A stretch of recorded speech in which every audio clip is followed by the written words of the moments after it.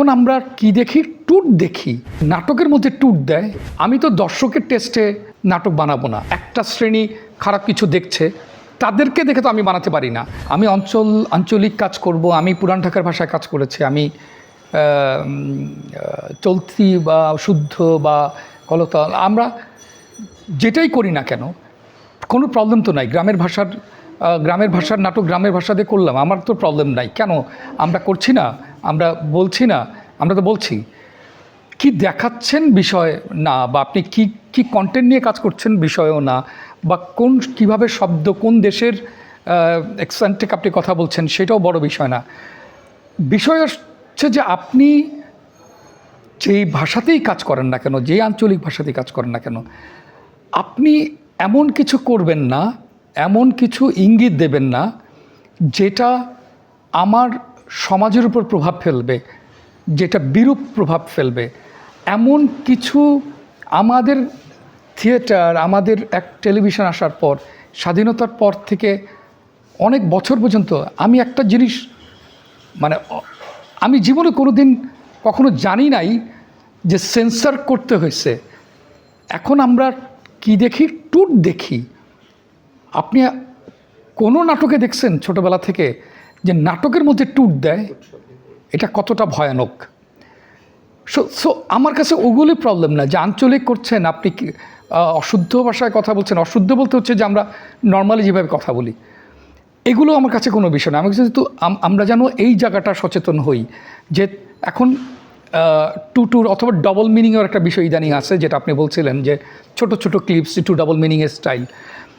বিষয়টা হচ্ছে যে এইটা তো আমরা দেখাচ্ছি, তার চেয়ে আরেকটা প্রবলেম আছে যে ইউটিউবের কথা যদি বলি, এখন তো ইউটিউব কেন্দ্রিক বেশি নাটক দেখে।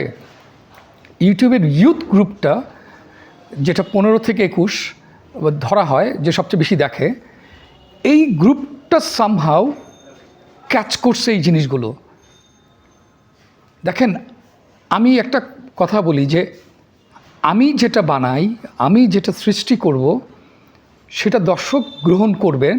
দর্শক যখন গ্রহণ করবে তখন আমার এটা আরও ভালো করার ইচ্ছা থাকবে, অথবা সিকুয়াল, বা আমি এটা করে যাব।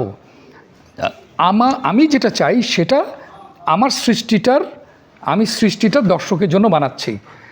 এখন প্রবলেম হচ্ছে, এখন আমার কোনো একটা সৃষ্টি, ধরেন এই যে বললাম টুটুট বা এই ধরেন ডবল মিনিং, অথবা স্থূল নাটক, যেটার ভালো লাগে না, সোজা কথা, ইভেন নাটকের নাম পর্যন্ত। এখন তারা যদি গ্রহণ করে তাহলে তো বিপদ, মানে যারা দেখতে চায়। এখন বিপদ হচ্ছে আরেকজনের, মানে আমাদের একটা শ্রেণীর, যারা আমরা চেষ্টা করছি দর্শককে ভালো কিছু দেওয়ার। এখন আমি দর্শক যদি দেখি এগুলো দেখছে, আমি তো দর্শকের টেস্টে নাটক বানাবো না। যদি আমি সচেতন হই, আমি বোঝাতে পারতেছি কি না যে আমি তো বানাচ্ছি জনগণকে মাথায় রেখে, যেন তারা দেখেন। জনগণ যেগুলো দেখবে, মানে একটা শ্রেণী খারাপ কিছু দেখছে, তাদেরকে দেখে তো আমি বানাতে পারি না।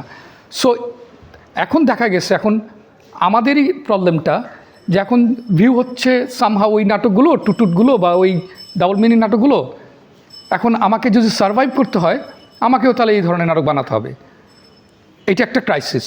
এখন এই ক্রাইসিসটা বের হবার জন্যই আমি আগের কথাগুলো বলতেছিলাম যে আমাদের তো আসলে বিষ সারা দেহে ছড়ায় পড়ছে। বিষটা শুধু আমার শরীর একটা অংশে না, বা মাথায় নাই, বা আমার হাতে নাই, বা আমার সারা শরীরই ছড়া গেছে।